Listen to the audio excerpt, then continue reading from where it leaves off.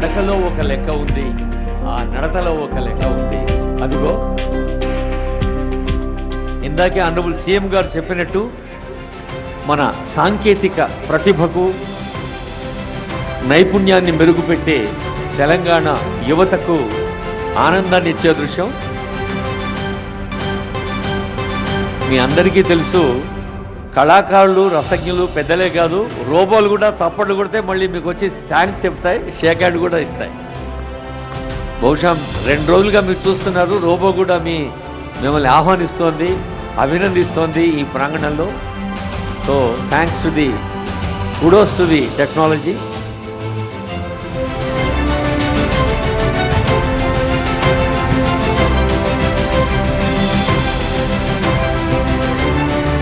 Telangana rising 2047.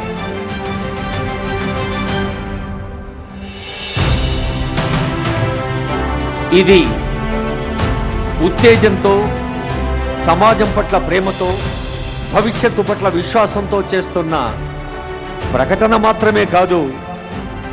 నా తెలంగాణను కాసేపటి క్రితమే టీవీ9 స్క్రీన్ పైన విజన్ డాక్యుమెంట్ కి సంబంధించి ఎలా ఉంటుందో చూశారు. ఇప్పుడు ముఖ్యమంత్రి రేవంత్ కూడా దాన్ని ఆవిష్కరిస్తున్న దృశ్యాన్ని మనం చూస్తున్నాం. చైనా, జపాన్, కొరియా ఇలా వివిధ దేశాల నుండి ప్రతినిధులు వచ్చారు. ఒక మారుమూల గ్రామం నుండి తాను వచ్చానంటూ ఎస్సీ, ఎస్టీ, బీసీ మైనార్టీతో కలిసి పెరిగాను, వారి సమస్యలు తెలుసు, ఎడ్యుకేషన్ కానీ ఇరిగేషన్ కానీ వీటిపై అత్యంత ప్రాధాన్యత ఇస్తున్నామంటూ ఆయన తెలిపారు. విజన్ డాక్యుమెంట్ ఎలా ఉండబోతోంది అన్న విషయాన్ని తెలియజేశారు.